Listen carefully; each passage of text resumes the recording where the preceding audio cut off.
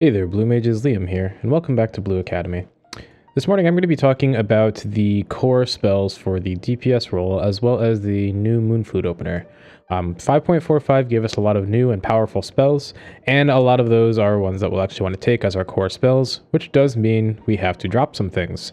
So if you saw the previous video, when we were only level 60, a lot of this will look very different, but some of it will still look the same. Anyway, let's go ahead and get started. So I would consider these sort of our core spells for DPS. This will also be our core spells for healer and tank in a later video, but some of these things will actually be dropped. But we'll consider these our core spells for now. Naturally, we have Ethereal Mimicry and Angel Whisper. On any roll, these are absolutely non-negotiable. You need these. Night Bloom is a nice new ability that we got from Tsukiyomi. It is 400 potency up front and then a 75 potency dot. So overall, this is 1900 potency. This is our single sort of strongest ability right now, with the exception of Final Sting. Phantom Flurry is a nice, really good one.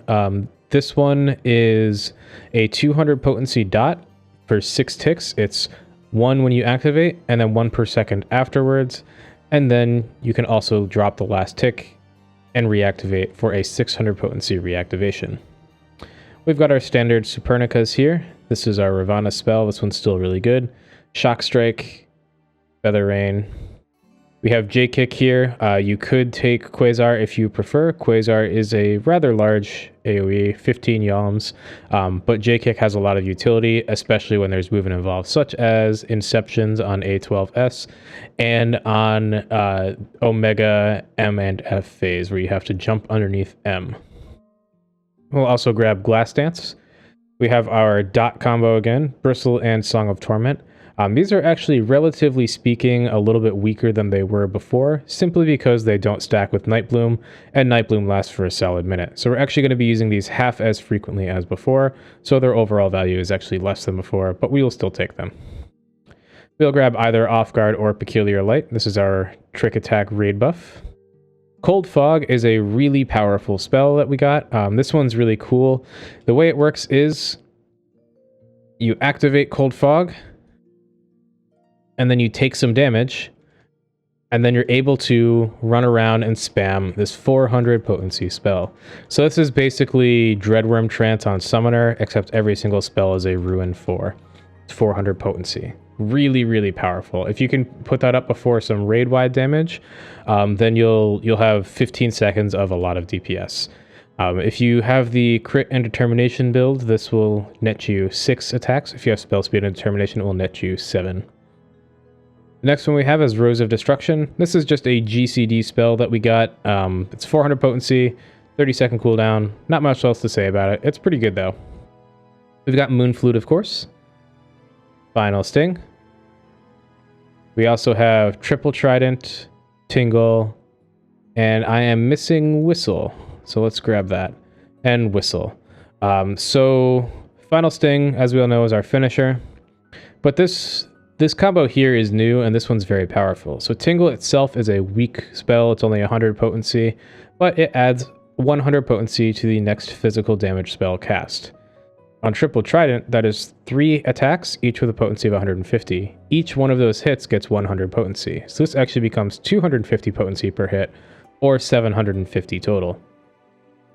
If we then also use Whistle on that, it is a total of 1350 potency. So this combo here, Tingle, Whistle, Triple Trident, is very strong. So in practice, that just looks like pre-Whistle, Tingle, and then Triple Trident. You can see those are all some pretty big hits. So that's a really, really powerful spell that we will also take. And that one is on a 90-second cooldown. If you have the Crit and Determination builds, then you'll want to wait and use this combo in your Moon Flute phases. However, if you have the Spell Speed and Determination build and it's on an 80-second cooldown, it's actually better to just use it as it comes up. Next up, we've got Sonic Boom as a filler spell. This is just our GCD filler. You might notice that we are not using other Libra spells. It turns out that we have just a lot of powerful spells now, so even DPS don't really have the room for Libra fillers anymore. So we're just going to grab Sonic Boom. We want to make sure we have at least one for weaving, so if you prefer Sharpened Knife and you expect to be in melee range a lot, you could take that. But I like Sonic Boom. It's only 10 potency less, and if you have Peculiar Light up on the boss, it's actually stronger than Sharpened Knife. One spell we are missing in our core spells for DPS is a new one as well. This is Matra Magic. This is 8 attacks, all for 100 potency each when we're under Ethereal Mimicry DPS. And since it's a spell, it's also affected by Bristle. So, whenever we bristle, whenever we cast Matra Magic, we'll want to pre-bristle, and you can see then there's 8 attacks that all go out for 100 potency each. Really, really strong. So this is our sort of DPS setup now. And you might see we have 3 spells here. So what do we do with those? Well, it really depends. You know, if we're doing Bahamut here, for example, we will want Missile for the ads phase, or Death. We almost definitely need Diamondback for our last phase. But basically, these last 3 spots are going to be whatever we need for the fight. So it could be as simple as, you know, just Diamondback and Missile, and then we consider it good. And then we have, you know, 1 space left. So what do we want to do with this? Well, if we want to, now we can grab another GCD filler. Maybe we'll grab Blaze. Blaze is 220 potency. We'll just grab that. We might need extra utility even, and grab, you know, Magic Hammer if we need extra damage mitigation, such as for Bahamut's Giga Flare. It really just depends. These 3 spots are very flexible. So that's pretty much it for our core DPS. This is what we will want to take. If you find yourself needing to drop additional spells, you could always consider dropping things like your Whistle and just using Bristle in place of it. You could drop it. As it turns out, Glass Dance is actually kind of weaker. It's 350 potency on a 90-second cooldown. It's a little bit weaker. You could consider dropping that. But it's unlikely you'll have to drop any more than that. We have 3 spots to flex here, which is pretty powerful on DPS. So now let's talk about our DPS opener. So I have this handy image here, which shows what the opener actually looks like. I have a link to this image in the video description below, and I will quickly run through what this opener actually looks like in practice. Now, it's worth pointing out, as is answered by one of the questions on this image, you can adjust the order of some of the spells as needed, you know, for different ping needs, or maybe the fight you can't open up with a triple trident because of, you know, melee range or something like that. But, you know, as long as you get all the spells out in some order, that's really what matters. Okay, so now let's actually look at what this looks like in practice. And I like to test this on Bahamut. He just kind of stands there while we beat him up. And then if we need to retry it, we can always just run into the wall and reset. So this starts out with us pre-whistling. Make sure we're in range for Tingle. We'll say, let's actually do a countdown here. We'll do a 10-second countdown.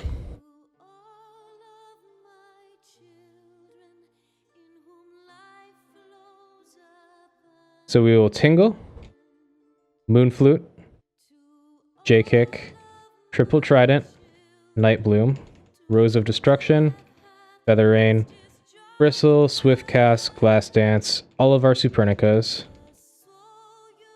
Then we'll do Matra Magic, Shock Strike, and Phantom Flurry. And for this last Phantom Flurry, we actually just let it tick out instead of getting the last hit. So Phantom Flurry will actually snapshot our buffs at the time of casting. So each of those ticks under the effect of Moon Flute is actually doing 300 potency. So we're going to let those all just tick out completely. This, if we get all 6 ticks, is 1800 potency, versus if we get the first tick, that's 300. And then we have our 600 hit right after, which would actually be 900 on our Moon Flute. That's only 1200. So we gained 600 potency from just letting it tick down. Now on the actual Bahamut fight, this won't be really feasible because Mega Flare happens basically as soon as the Moon Flute window is ending. But in general, you'll want to let that tick down completely. So let's run through this again really quick. So we have our Whistle, Tingle, Moon Flute, J-Kick, Triple Trident, Night Bloom, Rose of Destruction, Feather Rain, Bristle, Swift Cast, Glass Dance, our 4 Supernicas, Matra Magic, Shock Strike, and then Phantom Flurry. So this Moon Flute opener is rather tight. I'm using the spell speed set, so it's a little bit easier for me to do, but it's going to take a lot of practice if you're using something like the Crit and Determination set. And especially if you have higher ping, it will be a little bit trickier. So if you really need to, you could consider doing things like dropping Rose of Destruction and just using a Sonic Boom in place that gains you an extra second of casting time, or OGCD time rather. If even that's not enough, you could just move Rose entirely out of the Moon Flute opener. But I really would recommend trying to get everything fit in as best you can. Aside from doing your Moon Flute opener, your sort of downtime phases look like just spamming your Sonic Boom, keeping a Bristled Song of Torment up, using Triple Trident, off cooldown if you have spell speed set, or saving it for your Moon Flute if you don't. The actual in-between phases are not too involved. Cold Fog is one thing you'll always want to keep, sort of in the back of your mind. Is there a raid wide coming? Can I proc this? Because this is a lot of damage. So that's pretty much it for DPS in 5.45. Our DPS is much higher thanks to some of our new spells, but the overall playstyle is roughly the same. It's Moon Flute opener, keep your dots rolling, spam your GCDs. If you can do those things, then you're going to be pretty solid. You'll be better than 99% of other blue mages. So that's it for our DPS.